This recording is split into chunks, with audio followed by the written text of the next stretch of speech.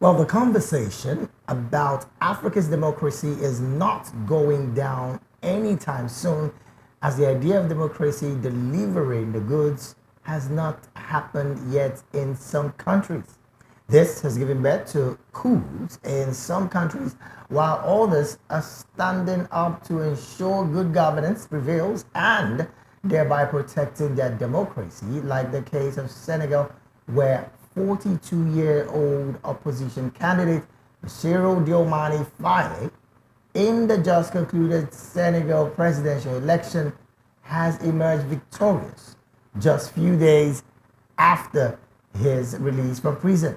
Nigeria's Vice President Kashim Shettima has thereby urged Africans to actively question the type of democracy operating in their respective countries, highlighting Africa's overaching issues, I beg your pardon, with its fragile democracy. Shettima emphasized the necessity of scrutinizing Africa's democracy to address its underlying problems.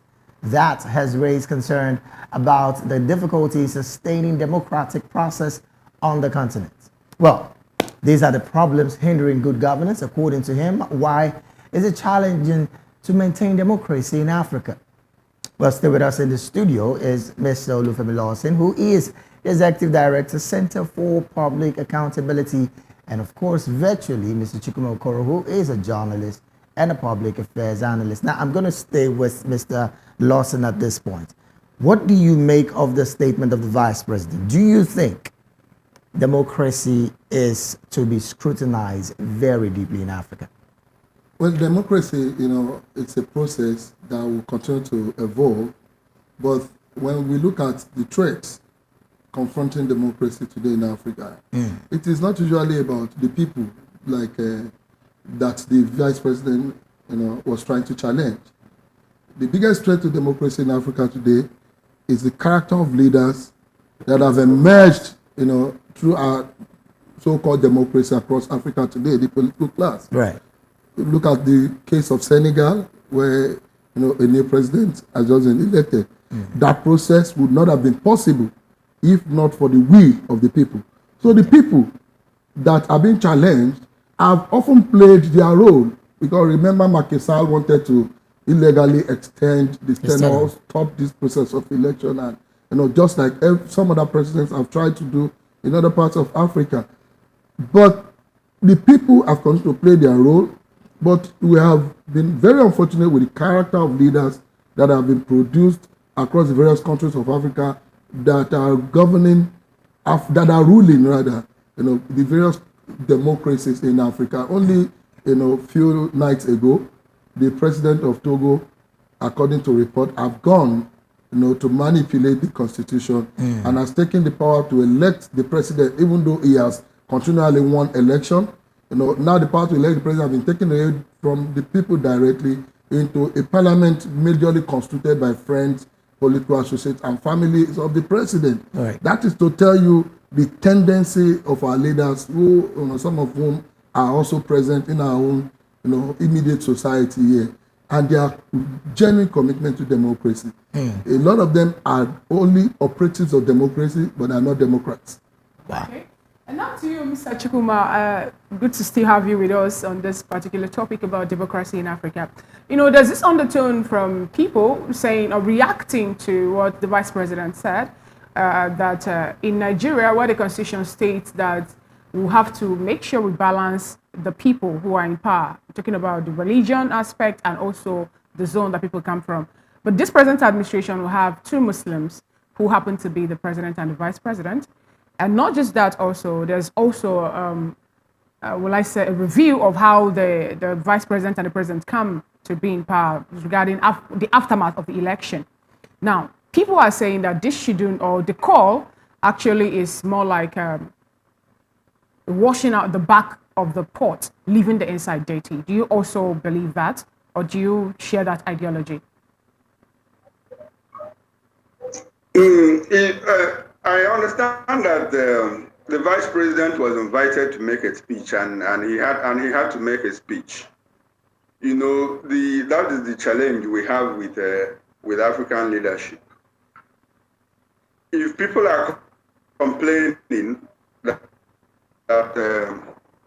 our democracy is bad because the president and the vice president are both Muslims.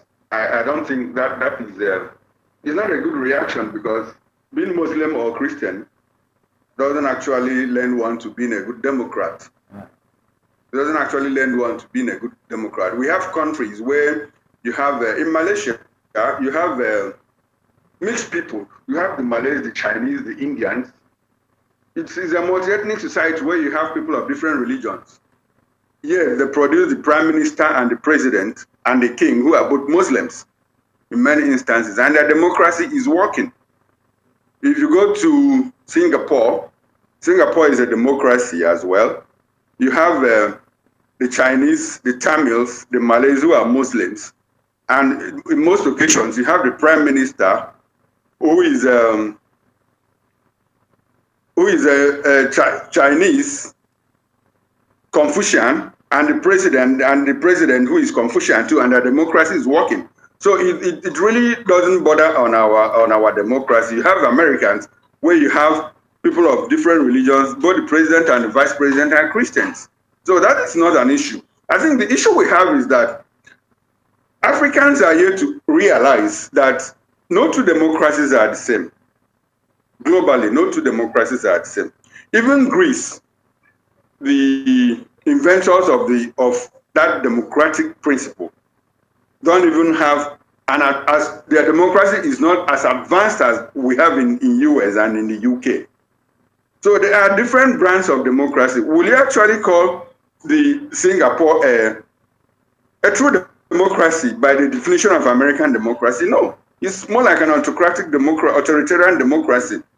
You know, the kind of democracy you have in Malaysia too, and in other places. So until such a time that Africans are able to design our democracy to suit our society, our environment, we'll keep having these problems. And it goes back to the challenge of leadership, like Mr. Lawson said. It's all about the challenge of leadership. If you go to Lebanon, please countenance the war that they are fighting, or the war that is within the region. They were able to modulate their own democracy to the extent that they don't have the kind of problems we have. In their constitution, they have rotational presidency and vice presidency. If a Christian is president, this is going to be a Muslim. The other time it's going to be another person from the other religion. So they are able to modulate it. That was what the Abacha conference did for us. Unfortunately, they didn't see the light of the day.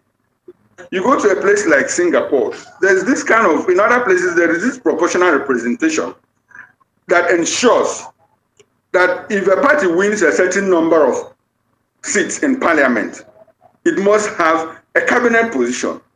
What does that mean? It's more like a government of national unity. So the cries of marginalization is reduced. But where we have this first past the post kind of democracy, where the winner takes all, you see those tendencies, the vociferous tendencies, you know, pushing us here and there. And that is why you see a place like Cote d'Ivoire, a place like Mali, a place like Niger, where coup d'etat have taken place. You know, so until such a time that Africans are able to, we have political scientists, the best brains in all parts of the world. We have sociologists, we have philosophers. Why can't we sit down and let an African democracy evolve? Let us not try to be what we are not. If we keep wanting to be like the American democracy, we'll keep having the problems that we are having. All right. Okay. You know, now, so when the vice president, okay. All right. Sorry to interrupt you there. Let me come to Olufemi now. Now, when Mr. Faye of Senegal was making a statement there, he talked about the influence of France and how it should be stopped, how it should be, they should put an end to it, the influence of France on African countries. We also do know that foreign countries have an influence on Africa's democracy, basically interfering in who is elected and how the countries are run. What are the things that Africans can do coming together to ensure that their colonial masters have lesser influence over them?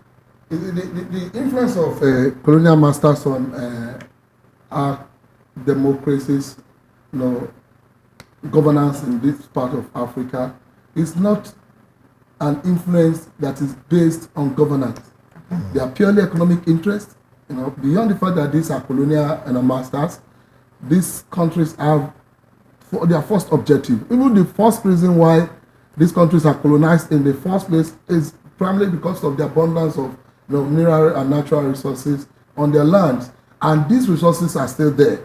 And for as long as the economic interest remains more paramount than whatever you call it, democracy or socio-political interest, they will continue to be interested in who becomes the leaders of this country, especially those leaders who can be dictated to, who can work according to their whims and caprices. So the easiest way out of this, because in the next few months we realize that the same president will likely approach France for grants or for loan, or for some kind of subsidies. Yeah. So until we build our societies to be economically viable, until we stop running to the IMF, to the World Bank for loan almost on a daily basis, we may not be able to totally remove the influence of our colonial, authorities from our governance and democracy in Africa. Today, whether you like it or not, the United Kingdom still has its influence on Nigeria and some other Commonwealth nations.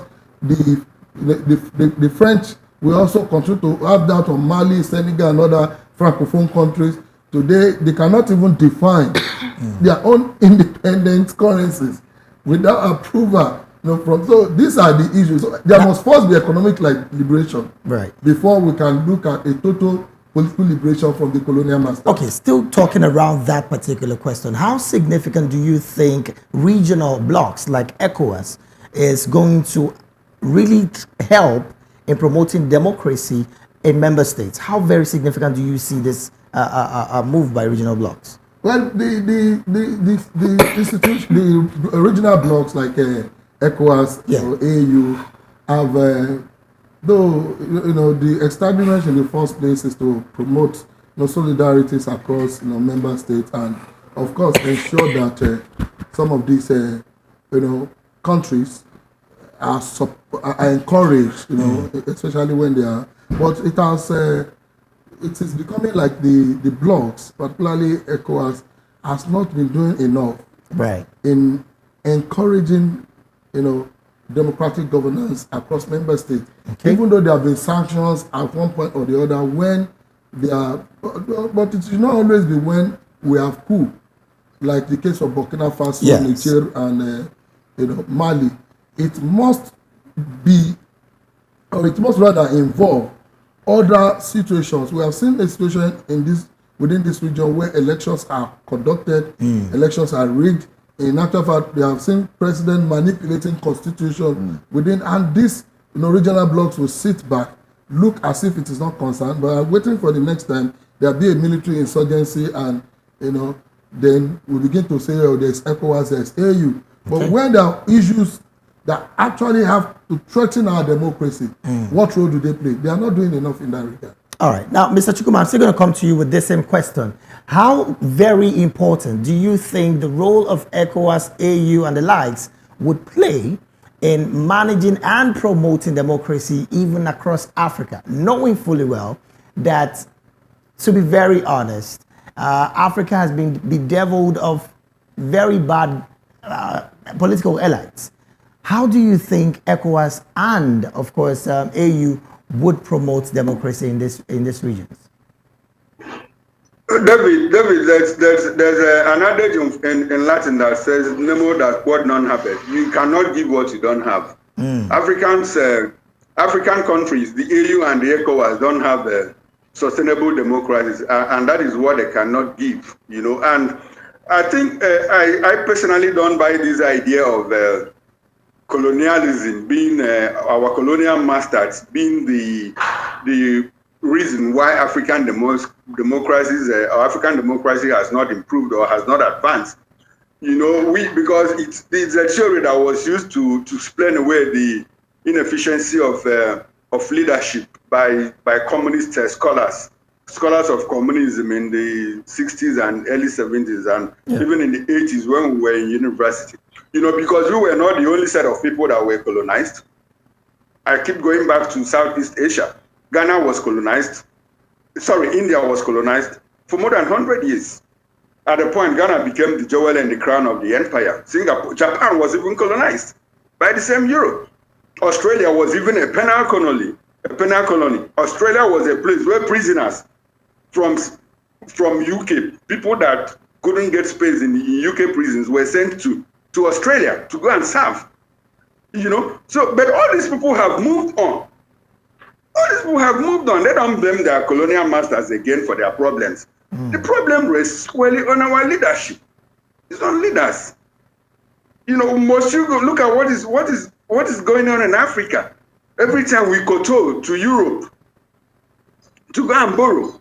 And what kind of borrowing? We are not the only people who are naturally resourced. Asia is resourced as well. We don't even develop the resources we have. We allow them to come here and develop those things. And we keep complaining, we keep lamenting about them interfering in our democracies. It is high time we woke up to talking about Africa moving forward. There's the BRICS association where we have Brazil, we have South Africa, and some other countries as well. Russia is in there as well. What can Africa do to foster or be part of such associations that are economically viable to ensure that countries within the association are strengthened to stand on their own? Good. Mostly the first thing African countries have to do is to grow their economy. If you look at BRICS, if you take Russia away, the other countries are emerging economies. Is Nigeria an emerging economy? You cannot say so. Nigeria is not an emerging economy. So what we need to do is to do what? To start emerging. Now, how can we emerge? To go back to the basics. What is our strength? Agriculture. We are naturally resourced very well in Africa, in the whole world. So we have to develop those things. Why can't Nigeria develop gas? It's our gas resources, our gas potential, and supply the whole of West Central Africa gas. That is what Russia uses as a negotiating chip in Europe, because it supplies the whole of Eastern up to a point, even to the corridors of Western Europe. Russia supplies them gas, and at every point in time, it uses it as a bait to negotiate. Why can't Nigeria do that in Africa? Control the African gas market. Is it too big? If we do that, yes, and by the time we begin to speak the gas language, the BRICS will start looking at us. Okay, these people have potential. It is not just about tossing figures around 500 billion naira economy or $500 billion economy. An economy that is even not up as big as the economy of California. Okay. You can't throw your weight around. Because of time now, let's have you wrap up with your concluding thoughts as well on both topics. Okay, Moses, my concluding thought is that I keep saying it's more like monotony now. I'm being monotonous. What we can do in Africa, in Nigeria in particular, is to go back to agriculture. And before we go back to agriculture, let us deal with the insecurity that has taken away farmers from the farm. Mr. Lawson just told you that more than 4,000 farm settlements, housing an average of 100 farmers, have been closed down. What does that tell you? We don't even have food security. So let's go back to the agriculture, feed ourselves, grow our potential to feed Africa, West Africa. Take advantage of the African Free Trade Agreement. Take advantage of the AGOA, African Growth Opportunities Act, that has more than 1,500 produce found here in Africa. Let us take advantage of our gas resource, grow our economy, and become not just a regional power, but a world power. That way, the world will listen to us. All right, then. Thank you very much. Chukwumakoro, your concluding thoughts as well. Well, I want to align with him that we must return back home, focus on homegrown solutions. Until we begin to do that, well, the night may still be longer than we think. Before I let you go, maybe I would like you to confirm this. There are some quarters that have said Nigeria has the potential of becoming a world power like the US and the UK. If we harness what we have in mineral resources and all, Do you align with those thoughts? Not And just what can be done? Not just mineral and natural resources, but even human resources. You could see the exploits that Nigerians are doing virtually in all fields in several countries of the world today. They are humans, just like the average Nigerian on the soil of Nigeria. The country must utilize these resources that are abundant in human, in natural and mineral resources, and we can, you can imagine what this country can become in a very short while. All right. Big thank you to you. We've been speaking with Olufemi Lawson, who is Executive Director, Center for Public Accountability. And also, Chukwuma Okoro joined us virtually. He's a journalist, a public affairs commentator, and has a background in conflict resolution. Well, big thanks to you two gentlemen for staying with us on the program. Thank you. All right, then we'll take a break now. When we come back, we'll be talking business, and that'll be followed by entertainment and then sports. Stay with us.